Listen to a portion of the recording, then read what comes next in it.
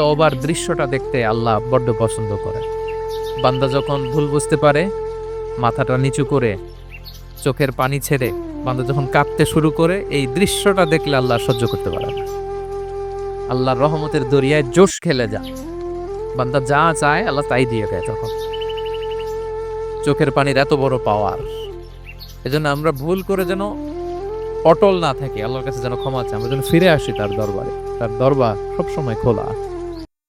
এবং তিনি এই তওবার বা ফিরে আসার দৃশ্যটা দেখতে কত পছন্দ করেন শোনেন। রাসূল সাল্লাল্লাহু আলাইহি ওয়াসাল্লাম বলেন, ওয়াল্লাযী নাফসি বিয়াদি, তার শপথ যার হাতে আমার আত্মা, লাউলাম তুজনিবু, তোমরা যদি ভুল না করতে, লা যাহাবাল্লাহু বিকুম, আল্লাহ তোমাদেরকে ধ্বংস করে দিতেন। ওয়ালা জাআ বিকওমিন, আল্লাহ এমন এক জাতি তৈরি করতেন, ইউজনিবুন, ওরা খালি ভুল করতো, ফায়াস্তাগফিরুন, আর ক্ষমা চাইতো, ফায়াগফিরুল্লাহু লাহুম, আর আল্লাহ তাদের ক্ষমা করতেন।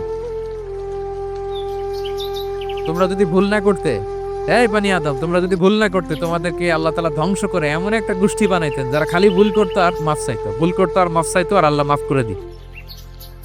সুবহানাল্লাহ বললেন না? গাফিরিয যামবি ওয়া কাবিলিত তাওব, তিনি পাপ মোচন করার জন্যই তো তিনি আমার রব, তওবা কবুল করার জন্যই তো তিনি আল্লাহ সুবহানাহু ওয়া তাআলা, তিনি রব্বে কারীম। তার দয়ার কোনো শেষ নাই, তার মায়ার কোনো শেষ নাই।